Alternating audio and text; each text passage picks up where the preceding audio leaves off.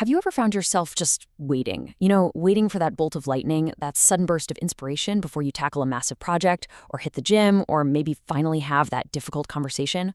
Well, today, we are going to completely rewire how you think about getting things done. We're diving into this incredible explainer on the work of Psychotech strategist Anupam Sharma, specifically looking at his really groundbreaking framework called self-motivation at 360 degrees. His core argument? Motivation is absolutely not some mystical feeling you just wait around for. It's actually a strategic engine that you build yourself. So let's dive right in and see exactly how to construct that engine.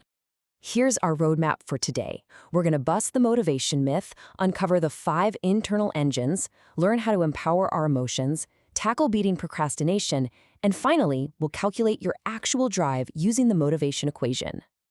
All right, part 1, the motivation myth. Wait for it. Look, self-motivation really isn't about waking up every single morning feeling like you're ready to run through a brick wall. Think about a freezing cold morning where you absolutely did not want to get out of bed, but you did it anyway because it mattered to you. That right there, that is exactly what we're talking about. It's the ability to generate your own energy, your own direction, and your commitment to act without waiting for praise, without needing pressure, reminders, or someone else to give you a push. It's about deliberately knowing what matters, managing how you feel, and choosing your actions even when your natural enthusiasm inevitably goes up and down. A truly strategic mind doesn't sit around asking, who's going to push me today? It asks, okay, what is my next move? Think about what life looks like without this kind of self-motivation. We're basically anchored down, right? We're waiting for instructions, we're blaming our circumstances, and we're letting our mood completely dictate our entire day. We might start out super enthusiastic, but we stop the literal second things get tough. But when you actively build that internal drive, you completely flip the script. You take the initiative. Suddenly, your emotions don't control your behavior anymore, they just inform it. You start deliberately shaping your life instead of just reacting to whatever random stuff gets thrown at you.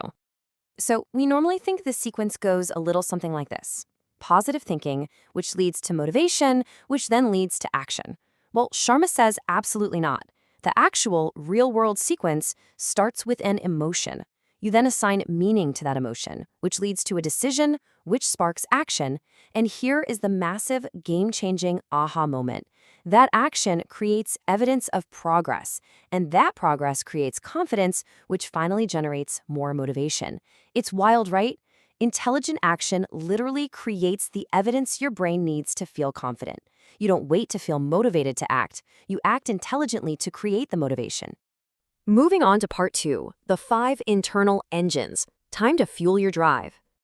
Okay, so if action creates motivation, how do we keep that whole system running smoothly? Well, we need 5 internal engines. First up is purpose. Ask yourself, why does this actually matter? Having a deeply meaningful reason creates way stronger energy than just some superficial reward. Second is direction. Vague goals just produce vague actions. You have to know exactly what it is you're pursuing. Third is emotion. We don't fight our emotions, we ask what they're trying to tell us. Fourth, action. Never, ever end a brainstorming or thinking session without identifying the smallest, most useful action you can take right now. And fifth is progress. Our brains respond incredibly strongly to visible progress. Even just crossing a tiny, boring item off a to-do list floods your brain with dopamine. Tracking those small wins acts as literal psychological fuel to keep all these engines firing. To actually put those engines into everyday practice, we use something called the push blueprint. Think of this framework as your ultimate cheat code for turning a fleeting, temporary good mood into a rock-solid, repeatable, personal system. P stands for purpose, connecting your goal with real, genuine meaning. U is understand, taking a beat to decode your emotional resistance instead of just trying to shove it down or ignore it. S is strategy, converting your grand intentions into a tangible, immediate next action. And H is habit, building consistency so you don't have to rely on draining your willpower every single day. Part 3, empowering your emotions, turning them into fuel rather than friction. Look, when you feel a really strong emotion, say fear or maybe intense frustration, do not let it run the show. Let's say you get a highly critical, annoying email from your boss. Instead of immediately firing back a defensive reply, try using the EAR method. Step 1, examine. Just pause and ask, okay, what exactly am I feeling right now? Step 2, ask, what specifically triggered this feeling? And step 3, which is absolutely the most crucial one, redirect. What useful, productive action can I take from here? By simply taking a breath to interpret the emotion, you completely regain control over your response. The emotion is definitely still there, but now you are back in the driver's seat. Let's really compare that unproductive, knee-jerk reaction to a self-motivated, strategic one. When you're faced with criticism, the automatic response is to immediately throw up your defenses, right? You think, ugh, they just don't appreciate me.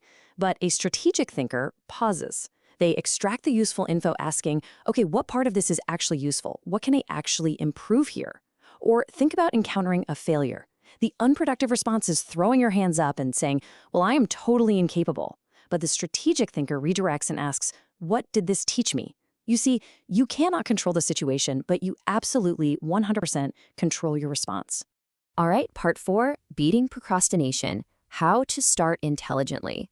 We all know that absolutely awful feeling of staring at a blank document or a messy room, right? The psychological barrier to just starting is massive. Enter the 1-5-20 rule. It's brilliant. For exactly 1 minute, you just decide exactly what needs to be done. No vague goals allowed, just crystal clear clarity. Then, for 5 minutes, you commit only to starting. You literally tell your brain, hey, it's just 5 minutes. Why does this work? Because once you're in motion, staying in motion is infinitely easier. And finally, you transition into 20 minutes of working without interruption. Your objective here isn't to finish the whole project. The goal is simply to begin intelligently. Now, mastering these micro habits leads to a huge macro shift over a 90-day period. You start out with basic self-awareness in the first couple of weeks, really just figuring out your patterns. Then, as the weeks go by, you move through setting your purpose, gaining emotional mastery, building up an action system, and developing resilience. But the absolute holy grail is out there at day 90, identity. This is the magical point where you stop saying, I am trying to become disciplined, and you actually start saying, I'm a person who keeps meaningful commitments. Once the behavior becomes part of your core identity, generating motivation requires way less conscious effort. And finally, part 5, the motivation equation. Let's calculate your drive. So, if we put it all together into a formula, motivation equals meaning times clarity times belief times progress, all divided by friction. Think about it. If any of those top variables drop, like if your goal lacks meaning, if your next step is totally unclear, if you don't actually believe you can do it, or if you aren't seeing any progress, your motivation is going to plummet. But here is the most easily forgotten part of the whole thing, the denominator. Friction. If your environment is chaotic or the task is just a disorganized mess, taking action becomes mathematically incredibly difficult, no matter how badly you might want to achieve the goal. So the next time you feel stuck, please don't just sit there vaguely wishing for more motivation or, worse, beating yourself up for being lazy. Troubleshoot the equation. Ask yourself strategically, which part of my system is weak right now? Is my why unclear? Am I lacking visible progress? Is the friction in my environment just way too high? Once you pinpoint the actual roadblock, you can dismantle it. I want to leave you with this ultimate principle from Sharma. I will act because it matters, and action will generate the motivation to continue. Do not build your life around waiting for the mood to strike. A mature, strategic mind understands that while you cannot guarantee the end results, and you certainly can't control every passing emotion, you absolutely control your effort, your preparation, and your response. Remember, action must precede the feeling. So the big question is, are you going to keep waiting for the perfect external conditions to fall into your lap? Or will you step up and create the internal conditions to move forward today?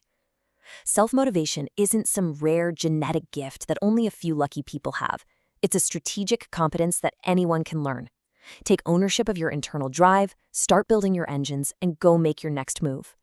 Thanks so much for joining me on this explainer, and I will see you next time.